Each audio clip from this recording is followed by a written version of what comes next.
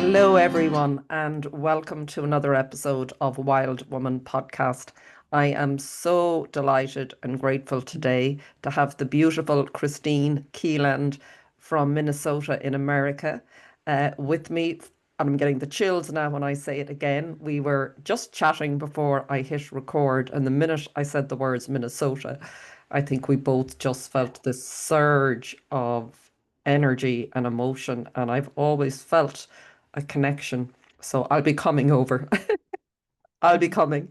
But Kristine, I came across through, I'll just mention it's just how beautifully guided and connected we all are. I say this often on the podcast. What started as a podcast, or I was guided to, is just the energy of these beautiful women, this sort of sacred feminine energy that has come into my life, and I think all of our lives. I hope for you, the listener, as well, this is available. There's something beautiful being created as we're being connected with each other.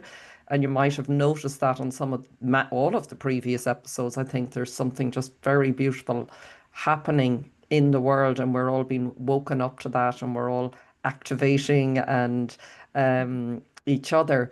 But what's really beautiful, Kristine, I came across, I was listening to Lisa Wetzel. I've interviewed her on my channel and I'll interview her again.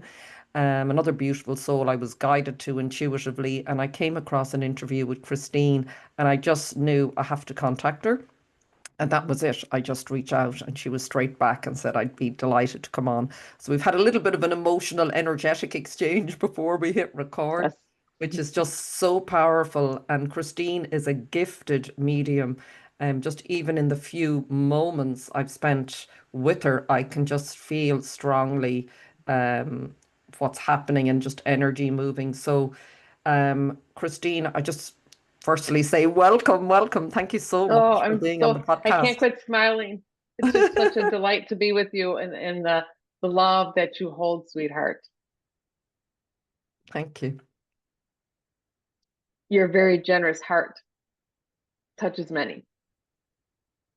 Hmm. I feel it too. So it's truly a delight to be here. And my cheeks will probably hurt by the time we're done. Me too. Thank Yeah. you. Thank you. We're living in amazing times.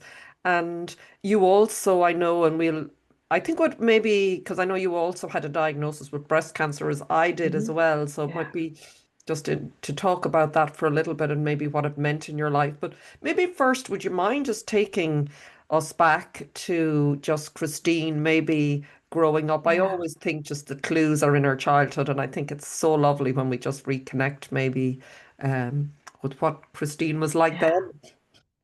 Oh, it was kind of a confusing childhood. We talked about in our right before we get on, it was an enmeshment of grief and love and joy and suppression. I don't think I've ever described it like that until just this moment. Um, some early childhood trauma, which I didn't understand until much, much later. Um, but as far as my intuition, I always knew things, mostly knowing, not so much, but I just had this um, deep desire to heal whatever was wrong with me. Not as a child that I know that that was what I wanted to do, was really to heal grief, to Mm. return to love. But as a kid, I just knew things. My mother was very psychic. When I was a teenager, she started claiming that and teaching around the United States. She talked about angels, how you're a soul and not just a body, and did a lot. And I remember saying, no, I don't want to do that. I just want to be normal. Although I did a lot of things with her. 18, I said, no, I don't want to do that. I think 28, I said that.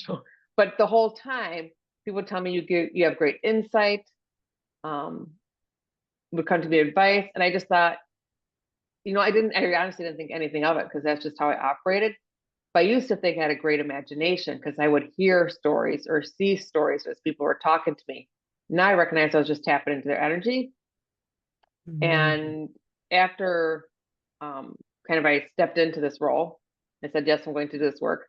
I'd ask my family, I mean, you don't hear things or see things when people are talking. They're like, no. I said, oh, well, it was like you didn't put much thought into it. Like that's not how other people operate. That's how you operate. So you assume everybody else has that same conscious ability to be aware. And I'm talking about this years later. I have words for it now where I didn't then. So what path did you take then? If you were saying, no, no, I'm not doing this, Yes. did you take a very different path then? Oh, that's such a good question. Mostly I didn't believe in myself.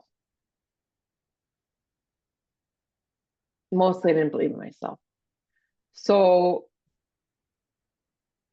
I was, that's so interesting. You ask me questions people have never asked me before. And like, and we talked earlier, there's a lot of ancestral energy with us today. So I took limited, like, and it was never interested in a career. I had jobs. I married when I was pretty young. I have 2 children, 4 grandchildren now. So my whole desire was to create a safe family, Okay. a family that was, cohesive and safe and saw each other and heard each other. And before that was just a lot of, honestly, confusing childhood. Felt Mm. like I was loved, didn't feel like I was loved, wasn't sure what was going on, had these different, um, I stepped out of myself a lot, disassociated from the body a lot, had some times where lost time, not like for days or weeks, but just momentary, and then you come back, you're like, it was just very awkward. I don't have a better way to describe it. Yeah, Does yeah, that make sense? it does. I was just wondering, yeah, how did you experience disassociation? Like, was it just, uh, Normal way of living. Like I had no idea until years later that's what I was doing. Nothing. And it was school was kind of difficult. This isn't a for me conversation by any means for people. It's just yeah. an awareness.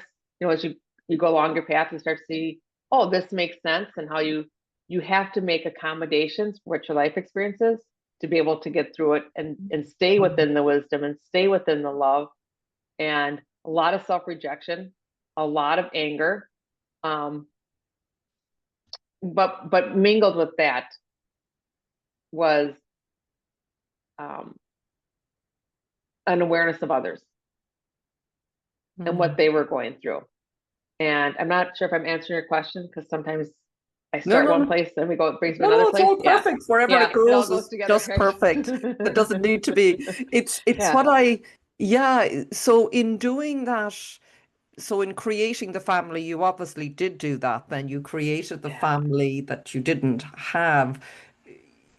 Did you feel as that happened? Because I know you went on to get a diagnosis. That's quite a while ago now, 2009 with Yeah. breast cancer. Yeah. So were your family young at that stage? Were your children? No, thankfully they were older. My Okay. youngest was just starting college. He was 18. Mhm. And my daughter was a couple years, so she must have been like 22 or 3, I forget now. But she was a little bit, so I wasn't raising babies, luckily. Yeah. Yes. And Yeah. the beauty, truly the beauty of the diagnosis was to find myself and to slow down. My dad always told me, Chrissy, slow down, slow down. My brain was like, everything comes in so quick. And when you're not sure what's going on, you're always like this, So, like I said, things were kind of a struggle. And at the same time as things being a struggle, I also had like a lovely life. Mm. Mm. So it was this dichotomy of what's not really what's real, but kind of like, oh my gosh, what's a lot of what's wrong with me. Yeah. A lot of what's wrong with me, not verbally to other people, but internally. And do you think And that was a part of, I wouldn't say rejecting or pushing aside that gift? Because absolutely, obviously all of this was coming through. And yes, I assume obviously, part of your path was to have a family and set that up. yeah, I suppose it's just in terms of understanding, when yeah, you sort of look back and can see sort of what's happening. When I listen to you, I just get this sense that maybe, yeah, all of this was coming in and you were like, no, I'm going off here doing yeah, this. Does that yeah. sort of, Two things. One, I want to make really clear: I love and honor and cherish the family I was born into. Yes. Yes. Deep, deep love for them. Yeah. Um, They do a sorry, they Not that we're do super such a close, but service. that's, yeah, just, yeah. And then, what was the question actually again? I'm losing just yeah, that was that I suppose Oh, yeah, research you were why? doing and going and then the diagnosis that there was something in all of what was coming through for you, these Yes, gifts that you yeah. had maybe. So that's what I want to say. I think the hardest thing is when we betray ourselves, when we deny ourselves. And so denying that abilities I have, and to me, they're abilities.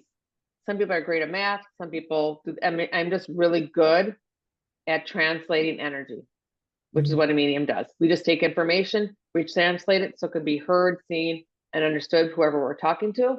And it's a feeling that's brought forward. So denying that, that was, there's other layers there too, but that's really hard. And Yeah. people do it in all ways, right? With relationships or jobs or whatever. And, it's betraying ourselves. And it's betraying that self-love. If you have a person in your life that betrays you, it's because the person's important, or wouldn't be a betrayal. Well, we are important. And when we deny ourselves, that's a deep wound.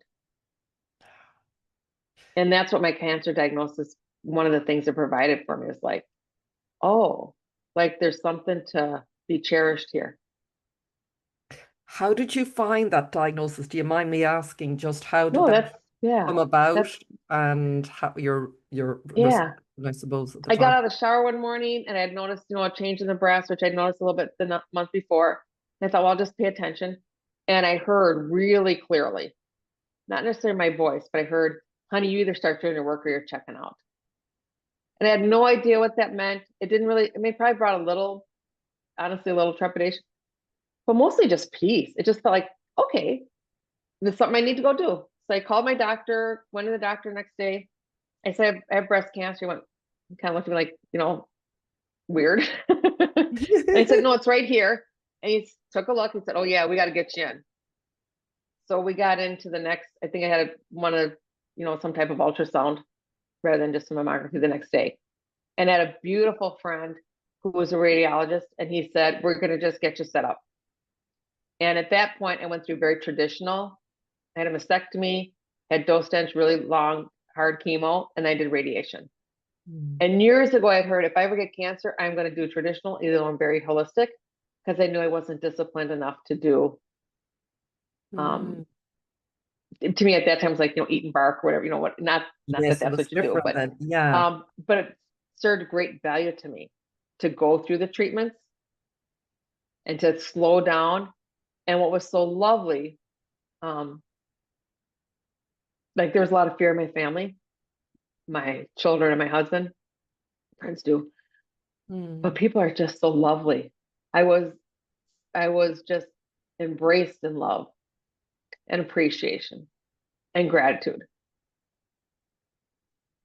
Like I Mhm. got to feel how people felt about me. That is such a priceless gift. I want everybody to feel that.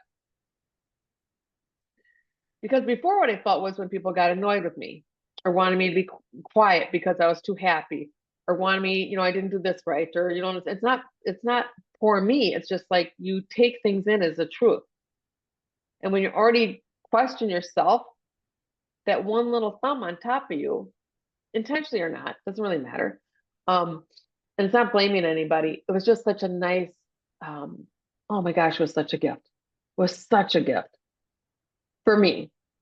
And there really wasn't any fear there. It's just like, this is what I know I need to do. One day I had a little bit of, I'm trying to remember now. I woke up and remember thinking, I just wanted to go to my brain or my bones, because that would just be a different experience. Not good or bad, just different. And I remember I went in my closet and I cried just a little bit. And I think it's the only time I cried. I probably allowed myself to go into what the potentials could be, stayed on what was best for me. And I had this, oh, that's right. That night before, I had a dream of this beautiful lady. She had red hair and purple lipstick, and I was down this long hallway, and it was like looked like a institution, like hospital institution. I've never told this story before, so it's very interesting you're bringing this up for me. And went through like all these different little like dental chairs to me, and I finally sat down in a chair, reclined, and at the end of the table was like a pathologist sitting at a picnic table, looking at slides and having his lunch. And this lady stands over me and she says, something like, "You're going to be okay," or something. I don't really remember the conversation. And it was a procedure. That's what she was doing, a procedure. Well, a month or so later, after I had a mastectomy, they had to take tubes out and then they put them back in. And she was there doing the procedure for me, a very mild procedure. I looked at her and I said, "You were in my dream. And you told me I'd be okay." She goes, "I know exactly what you're talking about. I know exactly what you're talking about. We are connected." The surgeon. Oh my And she had God. red hair and purple lipstick. She was absolutely lovely and beautiful. And years later, I met her again when my sister-in-law was going through breast cancer, and she was the surgeon there. And I talked to her, I said, "You may not remember." She goes, "I remember you." Oh my God. That's So it was a incredible. confirmation that, one, we're all connected. Mm. There is no separation. But also, it was whatever part of me was worried or apprehensive, she really was telling me it's just a blip. Mm. It's just it's always part of your recognition, like through all your childhood stuff. It's like it's with you, but it doesn't always define you. You kind of flow into something different, but it's part of your it's part of your energy field, but it's just part of it's your it's the fullness of you.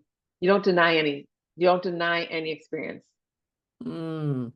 You embrace them all. When you embrace the ones that bring worry or aren't, what we call best, you can't deny it. You deny one thing, you deny it all. Yeah. Yeah.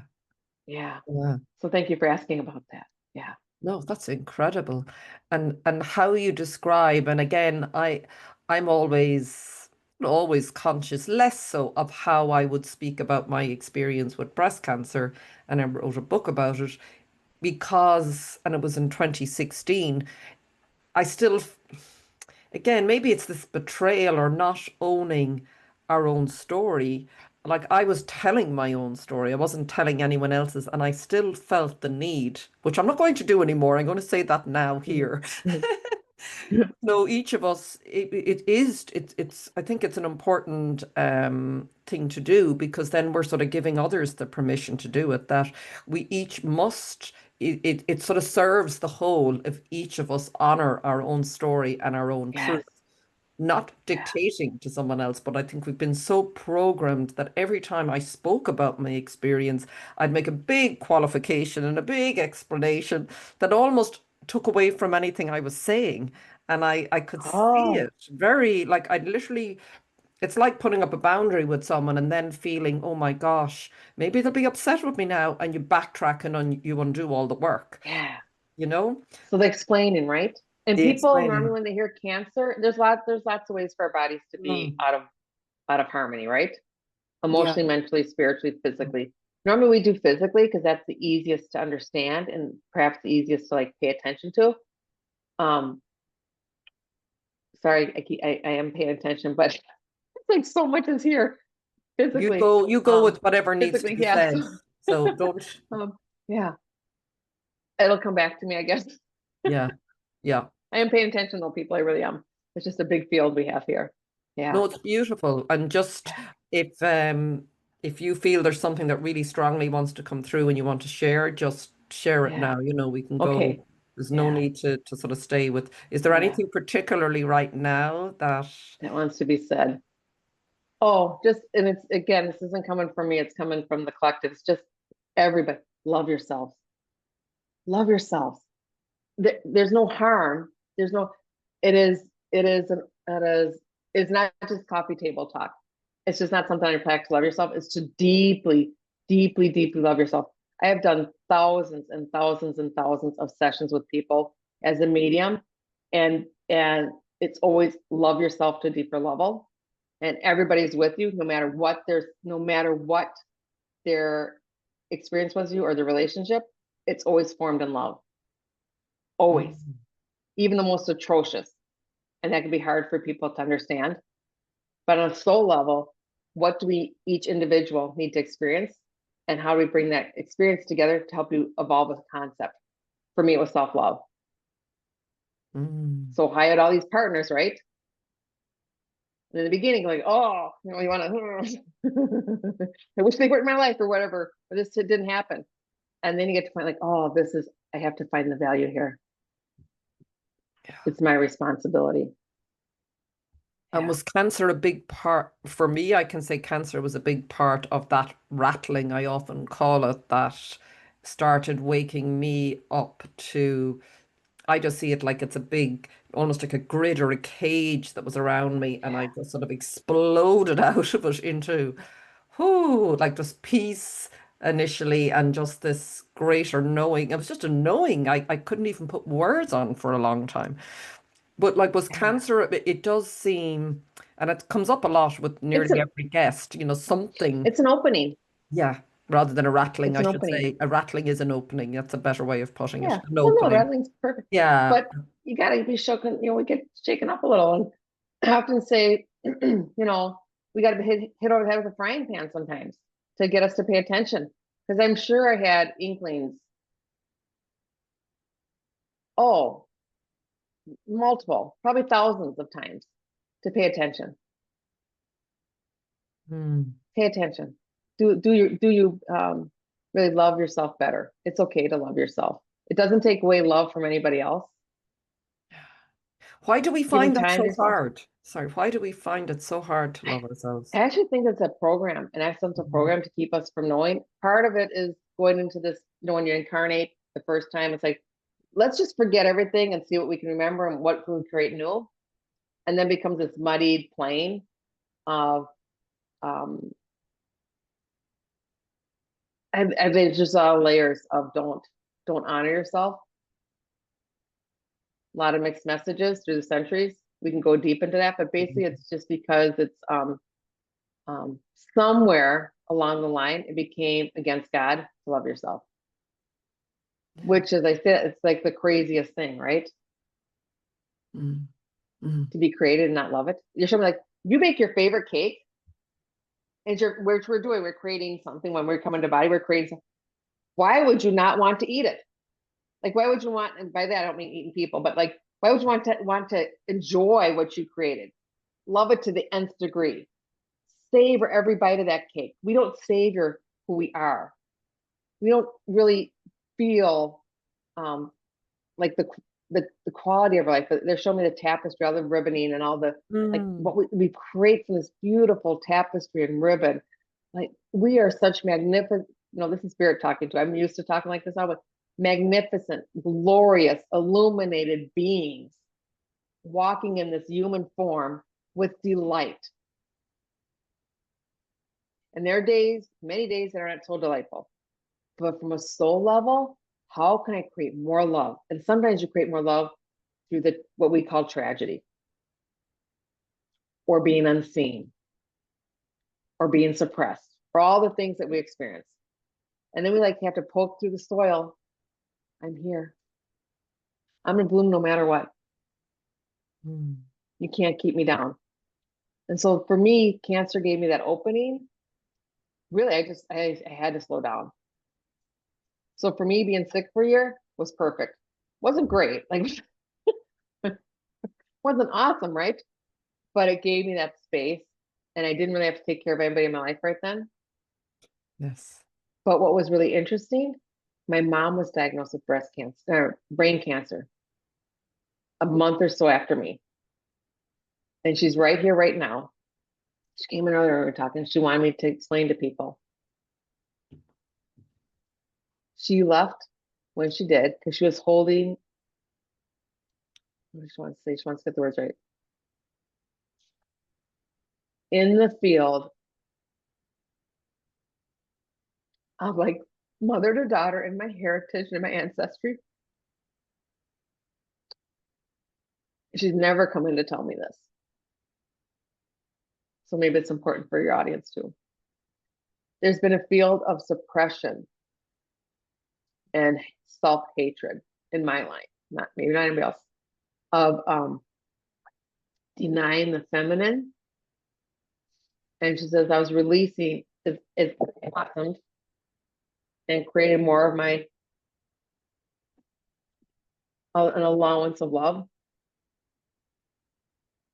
Like almost I was birthing and she was leaving. She said, but I needed to leave in order for you to access what I couldn't get to. And that she had told me that before, but she never told me the ancestral part. So people said, wasn't that hard? Because I took a break in chemo to care for my mom, brought her home for hospice. It really wasn't.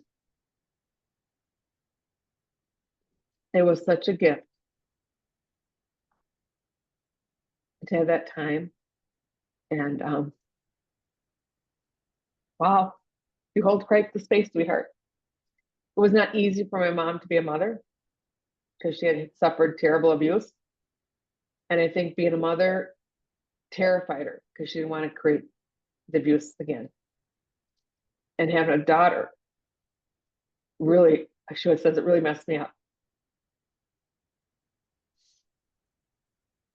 Because I didn't want to extend the self-hatred to her, but I didn't know how not to do that.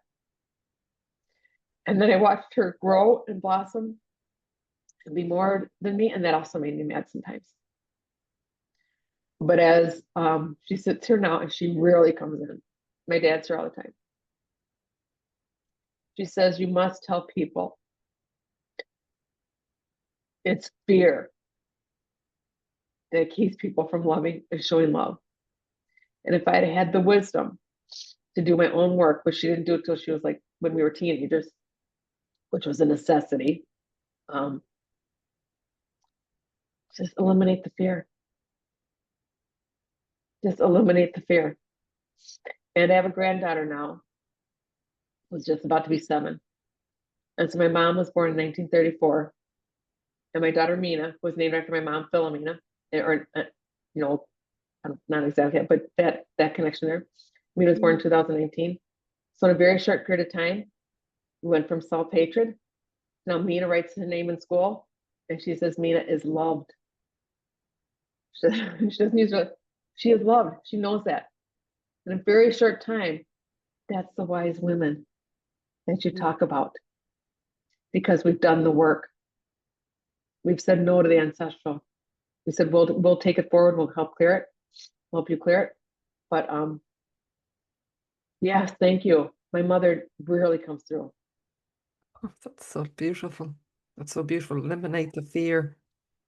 And how if Eliminate the fear. eliminate the fear. And for women and men listening, Yes. as you said, we've taken that, that role that we will sort of Yeah.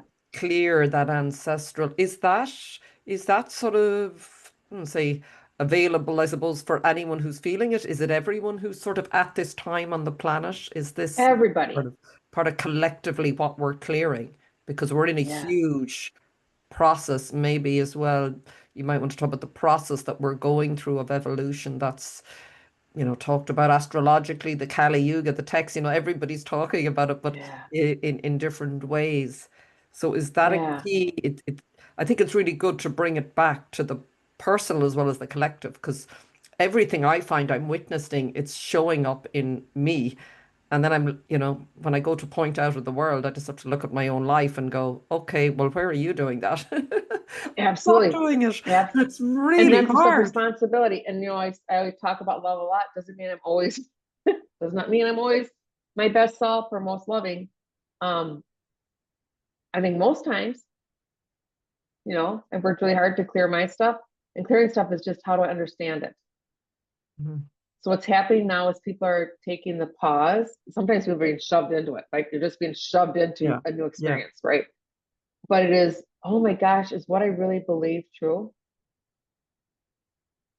Is what I'm holding on to accurate? And the ancestors say, yeah, we kept pushing. It's like we kept pushing the broom because we didn't have the ability. There was oppressive energy on the planet, a Okay. lot Yeah. of oppressive energy, and that's what I'm seeing being expunged. Yeah. Because the consciousness of the planet says, I've evolved. I no longer care to hold the space of a denser vibration. We can call it good or evil, but it's really just lower consciousness. And so she has said, it's like she's birthing herself too. Mm. And as she expands, the universe is all expands. Like we think we're separate. We're not. There's just this continual expansion. And so her frequency changes, which is the sound and the light and the information that's contained in it. And then we do that for ourselves. And so every moment of awareness where you say, I'm choosing differently, and then there's that correct. Just every moment of awareness shifts your vibration. And your vibrational field has this wide bandwidth, right? And we can go through the vibration frequency quite often during the day, but eventually shift into a different bandwidth of frequency, which has different information and different, you can access different things. Yes. Yes. And you probably have known, you work That. with so many people are going into light language and channeling and healing modalities. And, when I first started this, I was lucky enough that a friend invited me to go to take a healing class with her, which really opened me up. But when I started doing light, some of the things I've done, I didn't have anybody to ask. But there's a point where I did trust myself. Oh man, look around, look at the people that are turning on. And it doesn't have to be just in a spiritual world. Yeah. But everywhere. And look at, in the last 10, 20 years where trauma therapy now is a thing. Yeah. Because it's necessary. And the ancestors say, when they want to talk again, they say, yes, we didn't have the ability. And we were in such survival mode. And what's nice is enough people on the planet right now, millions out of the billions, we're getting out of survival mode. And when you're out of survival mode, you can breathe. You can breathe. And once you breathe, you can start, I actually see it like the lungs open up. And then these beautiful streams of your divine essence start coming into your heart space, your higher heart. It goes through your whole body. In order to carry in that light body, you have to, they're using that word expunge again, you have to release so that it leaves the cellular memory to bring in something new, because the body doesn't know what time frame it is. But it's like I call it the illuminated humans, like we're lit up from the outside, and all these layers that kept us from knowing ourselves and knowing one another and all the different experiences we've had, which again, their experiences, they'll have value on them. We're saying, no, we don't want this anymore. But collectively, like, pay attention to what's out there. We got a lot of misinformation. There's wonderful things happening. You would not be doing this podcast. You and others would not be doing this podcast if the vibration didn't match it, if people weren't thirsty. Yes. We're thirsty for awareness and love and connection. We are thirsty for connection. Yes. Oh my God, Kristine. You know what's so beautiful first is to hear, even though you probably knew it, that the ancestors, they couldn't do it because of the frequency and the oppression, and just to know that. So that really, and I'm sure it'll help listeners, it really helps me as well, because sometimes, and many people I meet who are sensitive and are really consciously maybe on this journey right now, are feeling so much, and it can be so challenging at times. It can be just relentless. It's like wave after wave, and you get a breather. So if that is the case for many who are, and it seems like quite an accelerated, I know many people have talked about it. I Very think it's, fast. yeah, it's very fast, isn't it? I think it's good because sometimes I go, gosh, we talk about some of the same themes, but we've heard so much of the opposite nearly. We've been so sort of conditioned to think differently. It's really important to remember. That's what I call cancer for me, was a journey of remembering. Absolutely. It's remembrance. Yeah. And the remembering, as in the bringing back, is that part. So I'm sort of jumping to another part of this, because it's what I'm also noticing as well, is that as more things are clearing and there's this remembering, more pieces of myself are coming back. So is that sort of happening? When you said the light coming in. It's like these aspects of yourself, it's coming into wholeness. Yes. Right?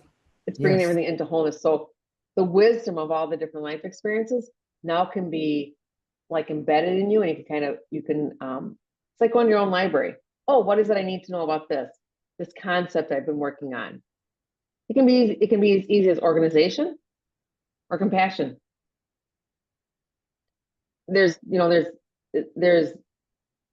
I never wrote them down, but there's hundreds, thousands of concepts we work on as a soul in our physical body. So that's what we're doing. We're allowing this all to come in. Okay. So it's bringing all these aspects, because truly, there really is no such thing as time. We have to slow it down to understand our lives. And I don't see past, present, future lives. I just see lives. It's the life experience the soul has, and we can put a date or time on it, but it's it does, I know it, but it's a little hard to understand. Like, it's consecutive. They're all run together. So if I have and I'll even do that, an aspect of myself that has already understood this concept, please bring it into me. Please download it into me. I need to know what this is, because they tell me, why invent the wheel? So sometimes they'll just have me go read a book or something, not too often, but you don't need to read it. You're not alone. So what I may need to access maybe it comes through you. Very often when I'm hearing, very often things come from you and the people you bring on. So yeah, but yeah, we have to have space. Yeah. You have to have space in physical. And Yes. Physical, people think the body carries the soul. The soul, I don't want to say that. Like, this is my soul, the body's inside it, right? Not the other way around it. It's not the soul trying to get in the body. The soul encapsulates the body. Yes. And then we just want to bring more and more of the soul essence in. So you may have the experience, like, I know you do drumming circles, but sound healing is wonderful. People aren't doing sound, and your best healer is your own voice. Open it up, move your jaw, sing. You'll start doing, maybe, people are channeling and toning, but just even, whatever. But that we are gifted our own healer in our own voice, which connects to our heart, which connects to all our energy centers. What was I going to say before that? That makes sense? Yeah. So are we sort of activating our true vibration through our voice? Is that like our vibration? Yeah. So it's bringing you into that. I feel that more like my voice has changed a bit as well. It's like, it's all of these things. It's so amazing. Sorry, when you describe, I think that's really beautiful. If someone is listening maybe now and they're struggling, because I think, I often just feel that, that there's always, particularly if you're listening, I've often, struggle, and I listen to a podcast or someone speaking, and I may hear, what would you say is the work right now? Say somebody is just, something has happened, like a diagnosis or a job loss, relationship or something really, oh my God, this is their opening. It's very devastating, but it's their opening. How would you suggest they start with that sort of work, or let the emotions out? I can feel a constriction. It may be crying, it may be screaming, it may be I have no words, it can be, you can feel it stuck in the jaw. So just start to open your mouth. I tell people sometimes just do the vowels, A-E-I-O-U, or go on YouTube and follow they have YouTube's like how to activate if you're singing, or for actors. The mouth muscle, sometimes people just can't even open their jaws. It's like, just move it. And then you don't have to, no forcing it, but let whatever's in the sound may just be, it's just that. Oh. Then you find what's behind the, oh. Is there a rage?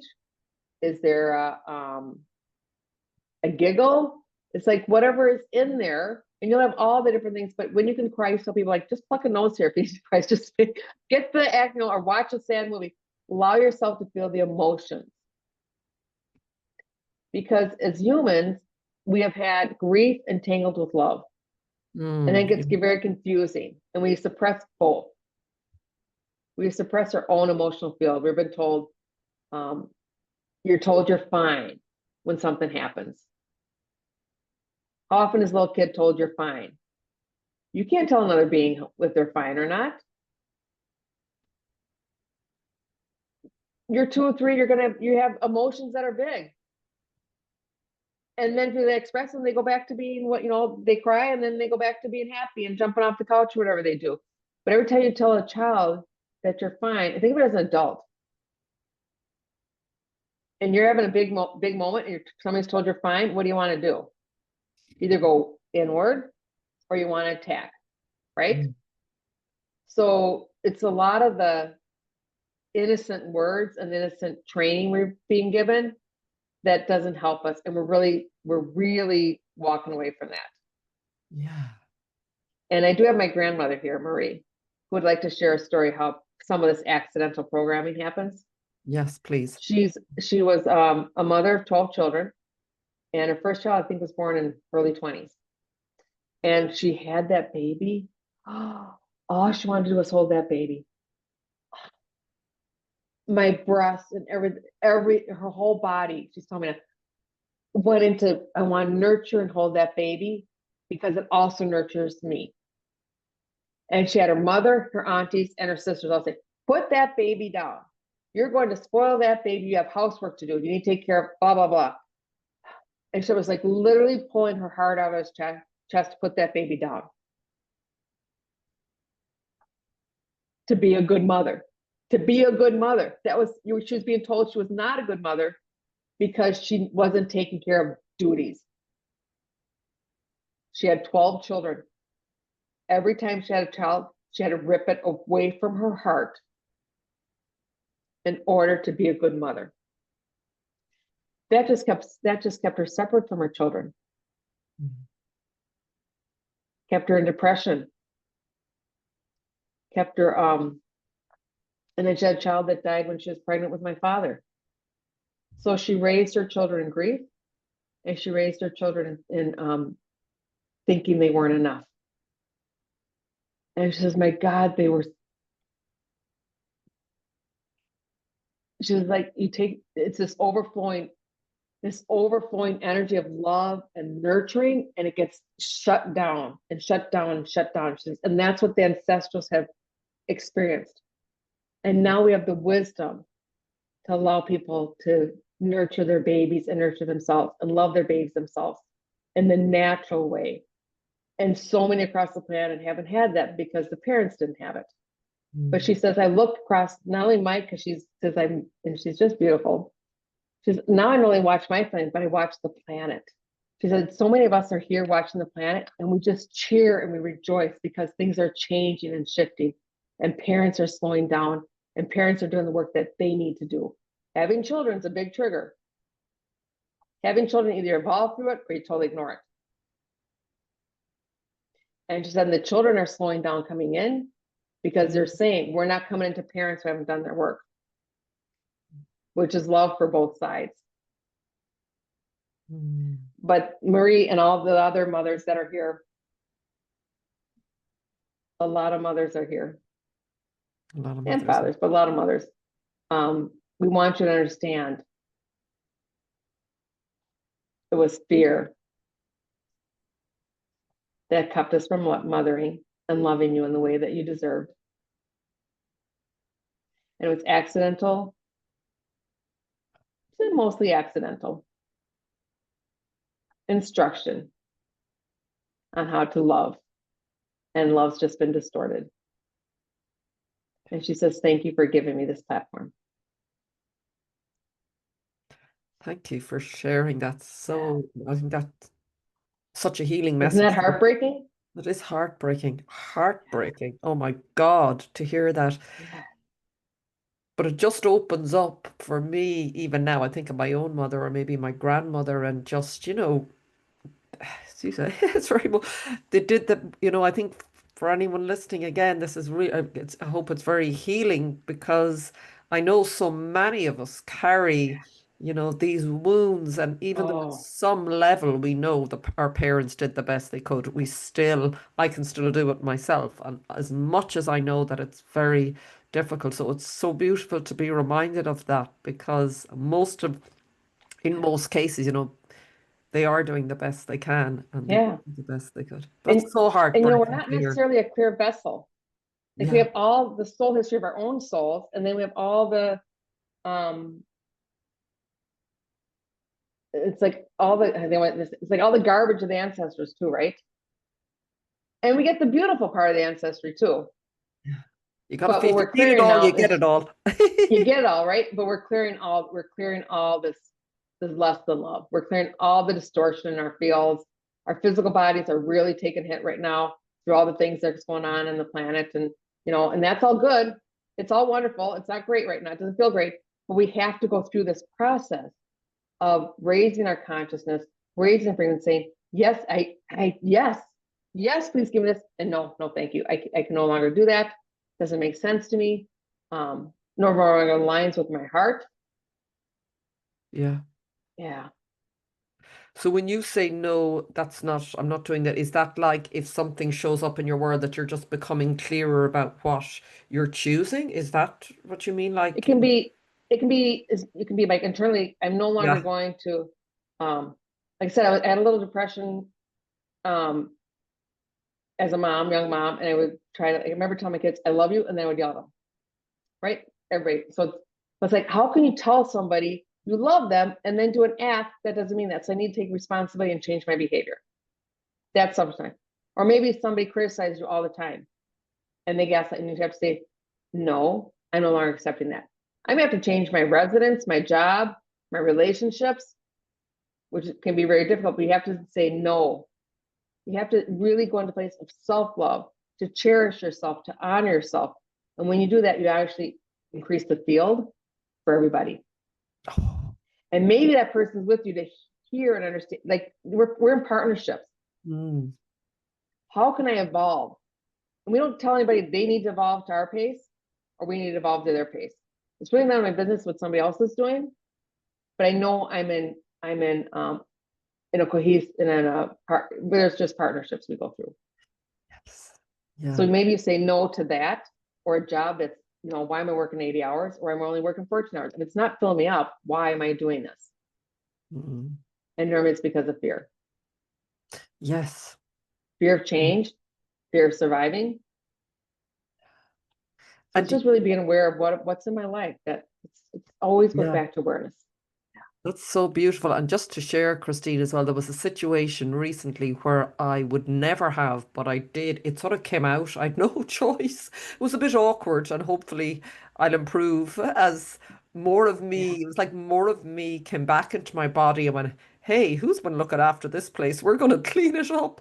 And they were like, no, you're not saying yes to that anymore. And it sort of happened. And I was like, who is this person saying these things? Like it genuinely felt like that. Yeah. But, and I hope I did it out of love. But what happened as a result, and as you said, I hope like that's beautiful to hear that that's shifting the field. Like when it's not, when it's coming up, if it's coming from a place of I'm choosing authenticity and to honor the divinity in me, who I truly am, then I must be honoring the divinity in you. That's my feeling that if It I'm can be no coming, other way. yeah, if you're It coming truly from can be no that other way. place, isn't it? It has Yeah. to be what I sort of felt, even though I may not have articulated very clearly because I never had before, so it was new, but I knew where it was coming. It was a really deep place in me that was just like, no. And in doing that, though, what happened was like a whole everything started, my world has started shifting. It's like more, like you said, more space. It's like, okay, she's here. Like there's owning. But what I mean, sorry, is also in doing it, I knew I was doing it from that place. So if it's good for me, it has to be good for them, even if I don't understand now. Yeah. Not in Right. an It's like the puddle. egotistical way, but you know what I mean? It just, No. And more of you is landing in your body. Like more the soul essence is able to land in, the more we're able to say our truth. And truth changes as you evolve. What was mm, true yesterday when you're 10 may now learn. It's not honesty, it's truth. yes. And What is the yeah, truth for me today? yes. That And changes. yes, okay. And can you talk a little? I know people always say, my truth and my truth. And then, I was speaking to someone and they said, well, there's only one absolute truth. But I suppose it's our truth through our filters, I suppose. Is that what Yes. you would? Like I think there's universal truths that everything's created Yes. out of love. That's a truth. And maybe that's my belief, but to me that's a truth. But maybe your truth is very simple, like mom and dad know all until it's not. You're like, oh, maybe mom actually gets things inaccurate sometimes. Or maybe, that honor mother and father, you honor all, right? That doesn't mean you accept all or think truth. Or maybe truth is, years ago was women couldn't have a job. or they couldn't, women of course work, but things that we took as gospel, we start to see the difference. So it really is what's true for you. And then there's universal truth, but it's not about honesty. It's about what resonates with you. Yes, that's the word I was going to come to. What Isn't that how resonates. I think that's an important point as well, because I wouldn't have been aware of that, but now I more am. Once we start to clear out all of what we were talking about, the grief and the Hmm. trauma, that's Yeah. when I started to feel this, oh, there's this sort of vibration of what I know and sense. Like that is the way we're designed really to navigate life, aren't we? Through our senses Yeah. and that Through vibration all of, your senses. yeah. And I'm seeing, as we're talking, I'm seeing a lot of little children, our inner children, and they're in there and they're like, I matter, I matter, I matter. So the truth was, you heard you don't matter. Through maybe nobody said that directly, but through maybe 2 or 3 times hearing, not now, I'm busy. So not intentional, nothing mean there, or maybe something really aggressive, you don't matter. And now the truth is, I do matter. You can no longer tell me I don't matter. So I'm watching your audience and the world, and we're all saying, yes, I have a place in the world. I belong here.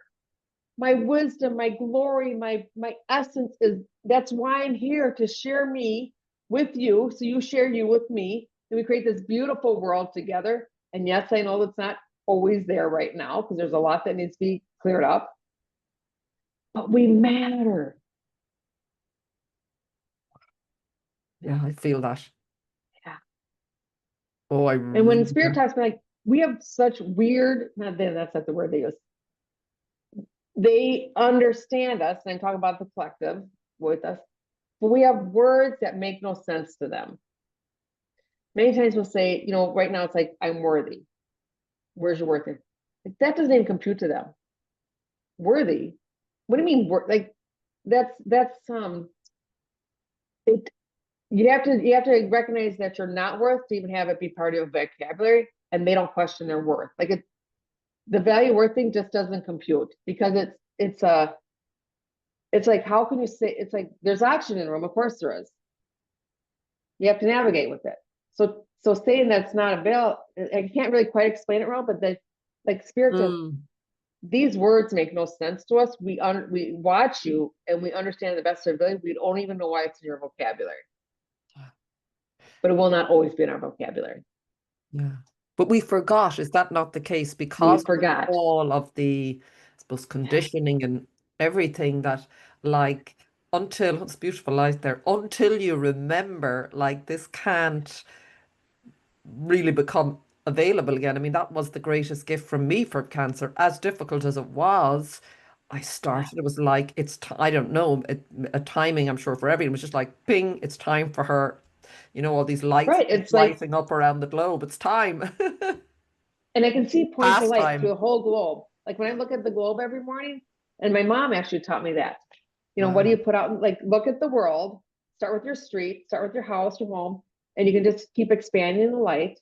And years ago, you'd look and be like, you know, denser energy, or maybe not. Like, looks like nighttime, right? And you see little points of light. Now I look, maybe I'd say, like, maybe I saw like 6,000 points of light 12 years ago.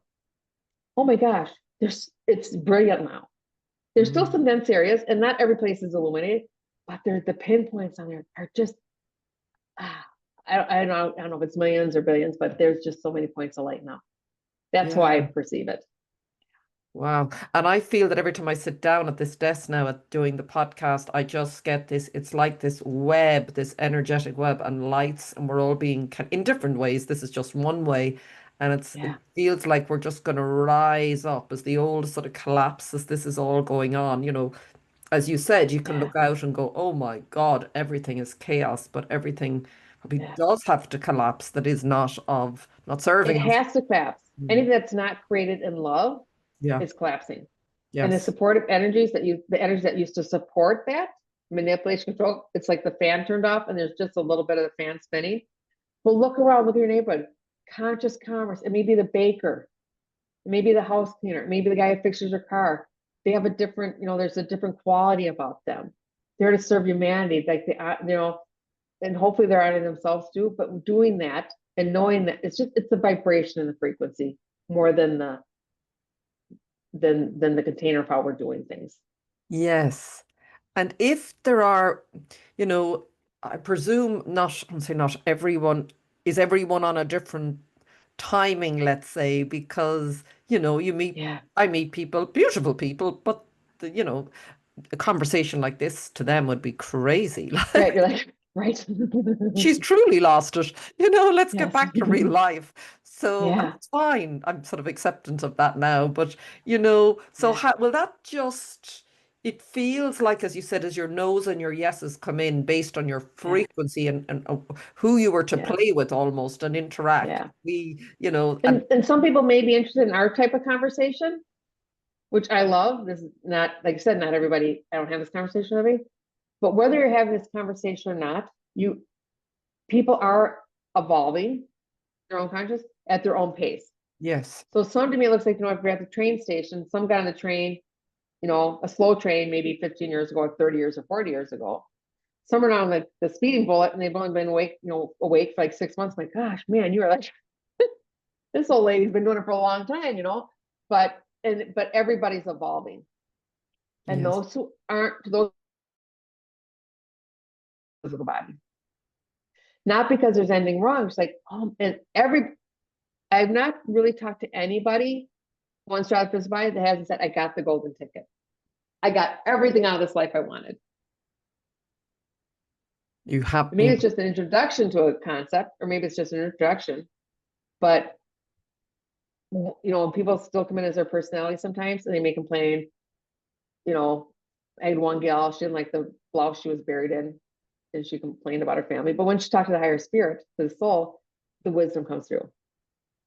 And they're always, always very pleased with what was experienced. okay. That peace and serenity and what's next comes in, and non-judgment. That's something I wanted to mention earlier. Like you said, sometimes, we're trying really hard to do our best. And there may be days where it doesn't come out right. And when you're learning to use your voice, it comes out sideways and it gets messy and it gets maybe more aggressive than you want. Don't judge yourself. Trying to judge yourself. Yes, wow, I made it. Awareness today. How can I love myself in this moment? How can I love others? Is this an opportunity for me to see where love, where there's a truly vibrational love is pretty clear. Our definitions of love aren't. But don't go back into beating yourself up when you make a misstep. Fill that space with love to the best of your ability. How can I love myself more today? And on the days when it's really, really difficult, that's when you need more love. Again, it's like that little child. When they're acting out, when they're not the best, they need more love, not more distance. We don't need more distance. We need more connection. So how can you connect deeper to yourself and deeper those you share your life with, whether it's somebody in your life, your mother, your brother, your sister, or the person you're buying your groceries from? And it's slowing things down. One thing is I have clients do, because most of us have our nervous system really kind of, they're saying whacked, wired. And I know this firsthand. I was, I couldn't even sit at a computer for a long time because my nervous system went out. I just have them take, start the day and you're telling your body we're safe, and just take an extra minute. Brush your teeth, take an extra minute before you go to the next thing. Your body starts to go, oh, we're okay. Everything's okay. I'm in the moment now. Do it 5, 6 times during the day. 100 times, 20 times a day. Sit in your car before you go. A minute doesn't change your day.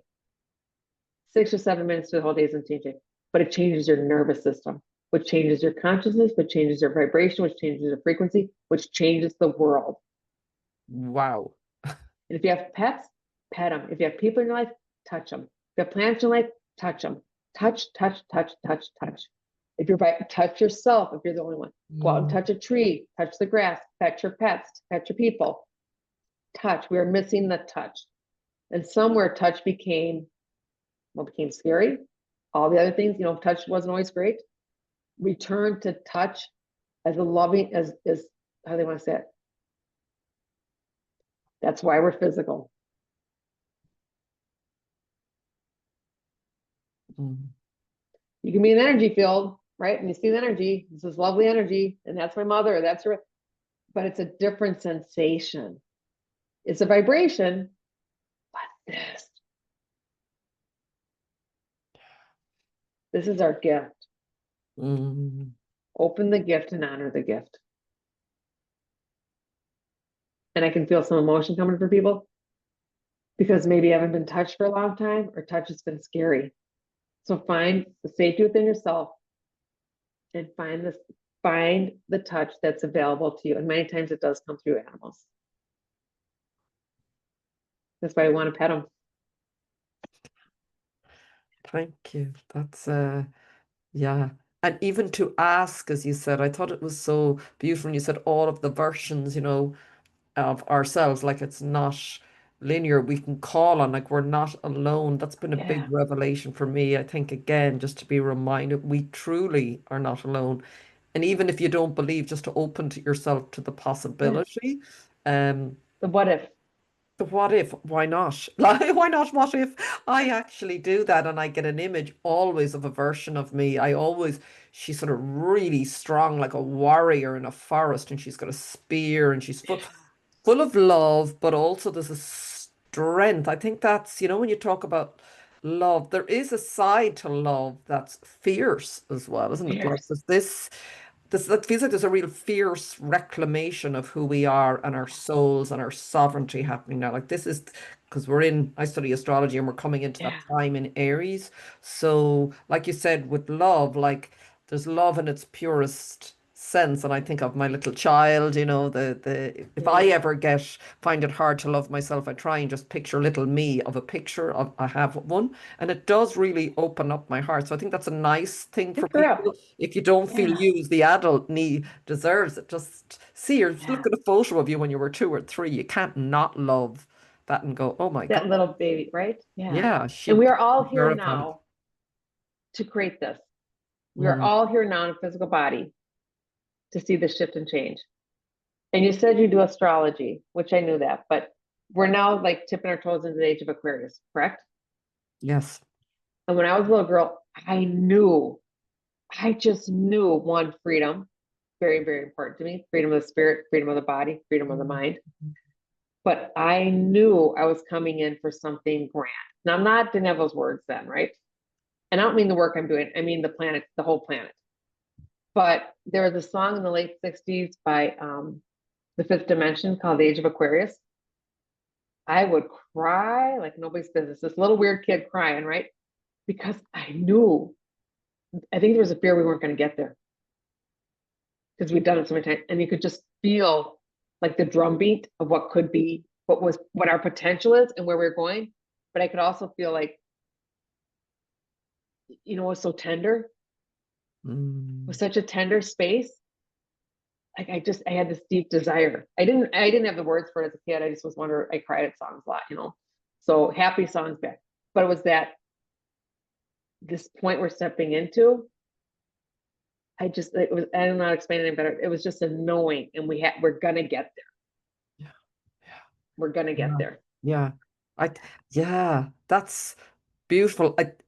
To know, like that comes back to me, I think as a very young child, I knew this, and then life just became just difficult. And like, what is this place? I often thought, so for anyone who is feeling that, that's a sign that, and you remember, and it's maybe the discomfort of not living it just yet, but you're on the verge. So it's almost, isn't it, the discomfort? That's how I see it, has to come just before the breakthrough. So you have to, don't you? Because if we're very comfortable, you get the restriction, you get the constriction, right? Yes. And we all like to be comfortable. Yeah. But comfortable is not growth. And comfortable isn't necessarily wisdom or expansion. So you'll get little inspirations to push you, right? And maybe it's really extreme. You lose a job, you get a diagnosis, or relationship ends, or maybe you just start paying attention. And paying attention are the little things. And we get the inspiration all the time. And really simple examples, you're at the grocery store and you hear buy milk. You're like, oh, I don't remember if I have milk or not. And you get home, I need milk or I need butter or whatever you need. And like, oh, it's more like, oh, I knew that, but didn't do it. So start to notice you're having more of those experiences. Oh, I knew that, but didn't do it or had a sense. You just start paying attention. So you buy an extra carton of milk, who cares, right? But you're cultivating that gift within yourself. That it's really an ability to listen. Yes. And building the Yeah. muscle, isn't it? It's Building the muscle. yeah. So what Yeah. you're describing more, this is really, to me, this is really encouraging as well, that if more is becoming available because the consciousness, the frequency is rising, and as you said, if we sort of do the work, we're moving up into another like bandwidth, so more is available to us. So it actually we Yeah. start to, so more gifts or abilities and information is available, the more we stay present and sort of feeling everything Yeah. and doing this work. I mean, Right. because I've noticed Abs things, I'm getting images that I never got, and I'm trusting them more in words, and it's just, it's really exciting. I was going, oh, when did this start happening?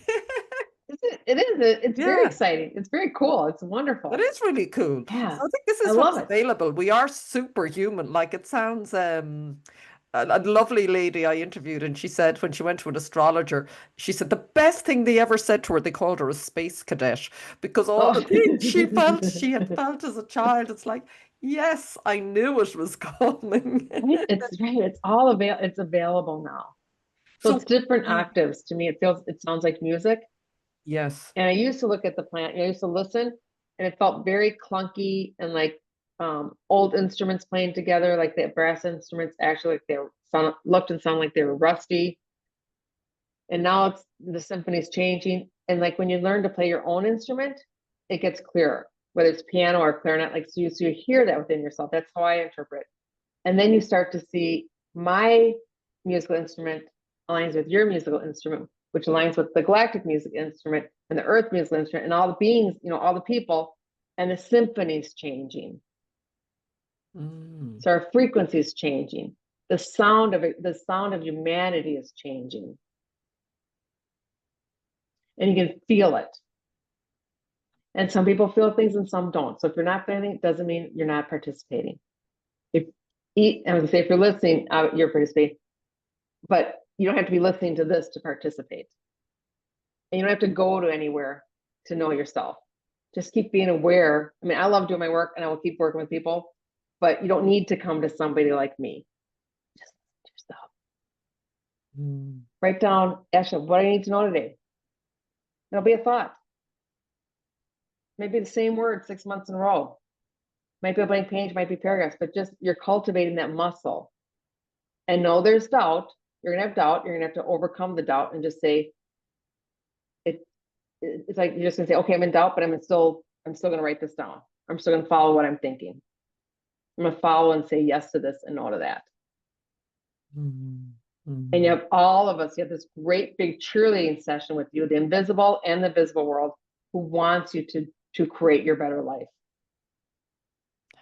We all are with you, cheering you on and holding you up when the days are difficult.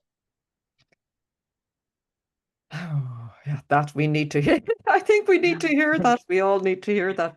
And as you work, Christine, just to talk a little bit about that before we finish up, just in terms of because he doesn't sort of get into, but how did that evolve into becoming a medium? We sort of touched on cancer and the Yeah. things that happen. How did that just? I, I don't even know. Like seriously, I don't even know. I remember, like I said, I always had like psychic abilities, not knowing to call it that. Could see things. And then in 2010, so I'd finished my treatment after a year, 2010. I thought, what am I going? I told my husband, I want to go to psychic, see what, I'm interested in say. And I told her, I said, I keep hearing the word life coach, but I don't know if I'm making it up or if it's something I'm supposed to do. And she goes, oh yeah, you're supposed to go go west and look for life coaching. And I heard go to San Francisco. So I looked up life coaching in San Francisco, took a program, blah, blah, blah. And in there, a woman there from Chile helped me recognize my psychic abilities. So I came home, told my husband, I'm going to be a psychic. He said, don't tell anybody. I said, I can't really be a psychic and not tell anybody. And so I just started doing readings with people I knew. And somewhere along in there, I think it was a guy I used to go to high school with, his grandpa showed up. And to me, there's no separation between anything I do. Mm-hmm. Somebody like, what do you, so I don't know when it actually started, but just became, oh, there's somebody here. So I don't remember like an actual, I didn't take training for it, just became part of my song, I guess. Yes. Okay. And then be more and more like, like when I learned about the chakra systems, like a lot of things I learned about, it was through session work. Because I didn't really believe in myself. So I didn't want to go read stuff. I just wanted to make sure it came through my filter. I didn't want to go listen to people. So I wanted to be genuine to me. That's how it worked for me. And my dad came in one day, he says, I will believe in you until you believe in yourself. See how that space for me. So the mediumship, it's probably my strongest ability, my strongest gift. Yeah. And I love it because it's so helpful to people. Yeah. Helps you understand why you're experiencing what you're experiencing. And you truly have a conversation with the person you're with. And I don't leave my body. That's a trance channel or trance mediumship. I don't do that. It's more like I align, we have this collaborative experience. And so my body may shift into like what the person's doing, or like their physical presentation sometimes shift. My words will be their words. Not necessarily does my voice change, but it's truly like I give them a space to communicate with their person. Yes. Whatever that may be. And sometimes what's been wonderful lately is people come in and they're like, I don't have words for my person, depending on who I'm working with. And they say, just let them feel me. And I'll just hold the space, and that person will feel their person with tremendous love. And you can feel all the stuff that doesn't need to be there, or is an interference of the relationship. You can it's like a puddle, it just falls to the floor. And the words are important and the stories are important, but the feeling, it's astronomical. It is such a healing. And by healing, I mean, it's a remembrance.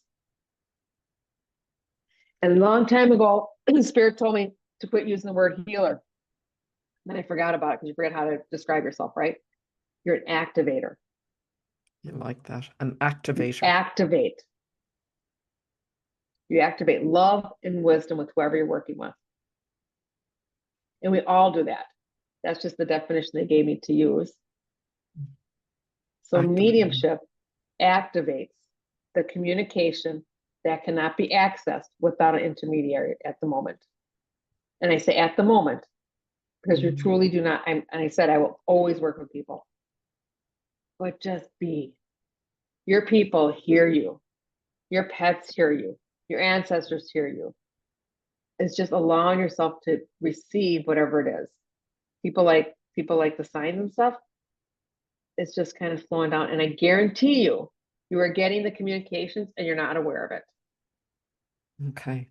So even if you're been consciously asking, even if you're not consciously, they're typically when someone's transitioned, they are in constant communication. And you're always thinking of that person. You're always, sometimes people try not to, and that's a different story. But mostly people, you're thinking of the person.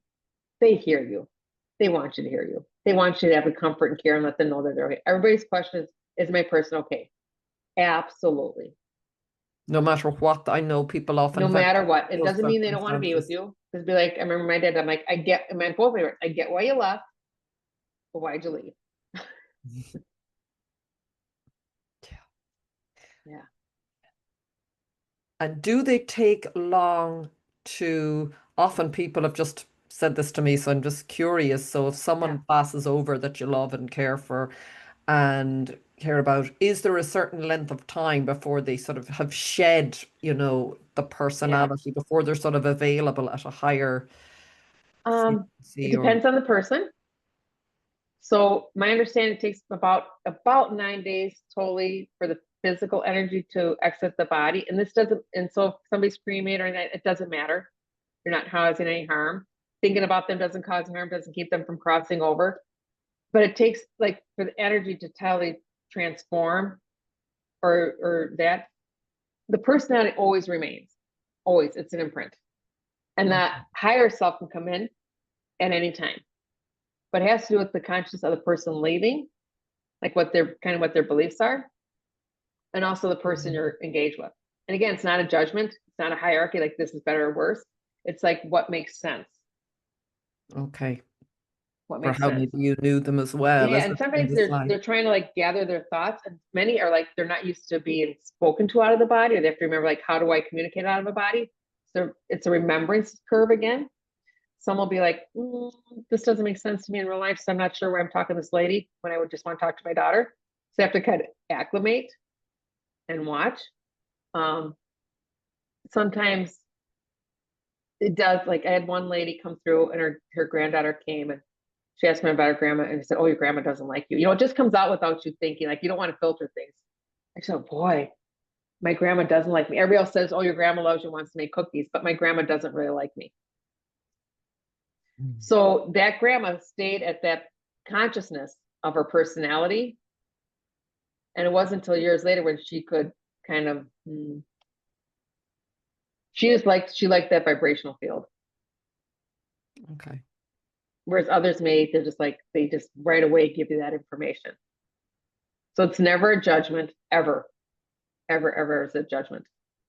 But this must have changed. Has this changed your life dramatically, being a medium, like and how you navigate life, or has it? It has certainly enriched it. Yeah. And many times, whatever I'm hearing, they're like, yeah, this is for you too, Kristine. It's for you too. And you'll notice that things come in themes. Like when I first started, I thought, man, everything's about a sister this week, or everything's about, you know, and then you're like, am I making this up? Like, you know, you're not, because it's so real when you're in it. It's so real. And then you step away and like, wow, jeepers. Then you're like, well, how would I even know that? Like, you don't make things up. I would never make things up, but I'll tell people I'm not gonna make something up. I'm not hearing things. Yeah, and I've learned so much about myself and how to really be in self-love, how to be kinder to myself and the people I live with, how to it's that space of trust. I mean, everything I do is for me. And that's not selfish arrogance, but how do I help the world if I don't understand myself better? And helping the world may be the people on my block or just my family, or maybe the clients I work with. So it's even getting rid of that self-deprecation. Yeah. That feels very important now. I know I do good work. Yeah. Good. I know I you do. know I help people. You know, I know that. So you have to be able to claim that and say that. If you make the best dang cookies in the world, claim it. Claim it. If you're the best barber, if you're the best, you know, be your best. And it takes some time to figure that out. But yeah, the client session, oh, it's been wonderful. And the you know, moments by myself, yeah, and my life's very enriched. Because I always have this. And this is the pats on the back from the people that I love and the people that I work with. And the thing is beautiful. People need to know this. And my brothers say it's okay. So I have 3 brothers. We don't spend a lot of time together. We don't talk to each other very much. But our energy is always connected. There's ribbons of energies between us, and there's great love because they're with me right now. They have no idea I'm doing this. They'll probably never watch. They don't really care what I do.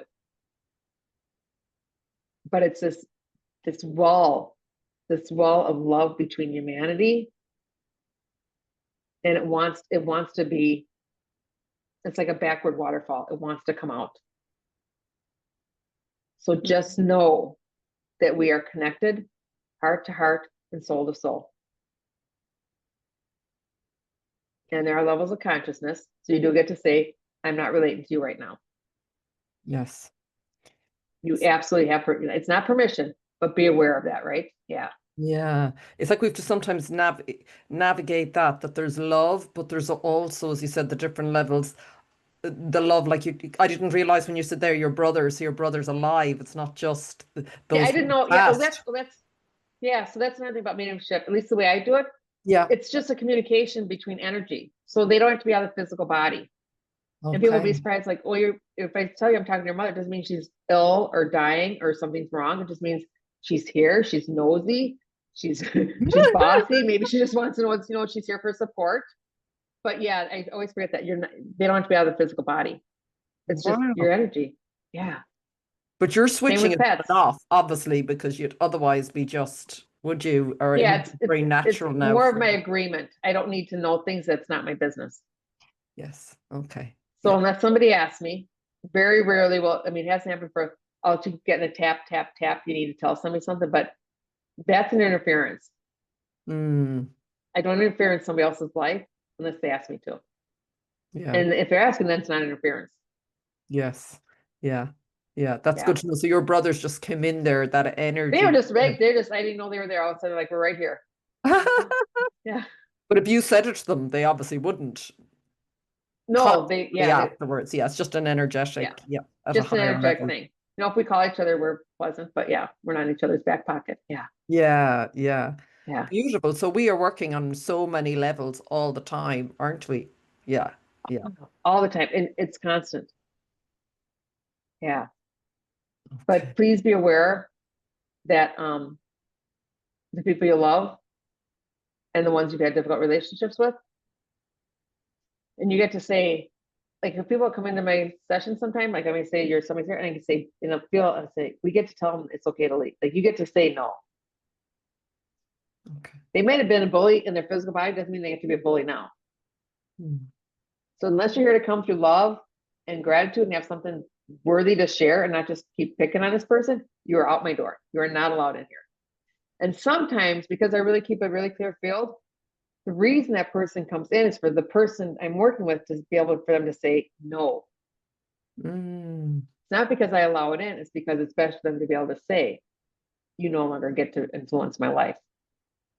Yes. Because I'm finding my own strength and love and courage. And that is very often why we have somebody that doesn't give us that. For instance, you have a parent that was very nurturing and loving, and hopefully everybody has that, but that's not always the case.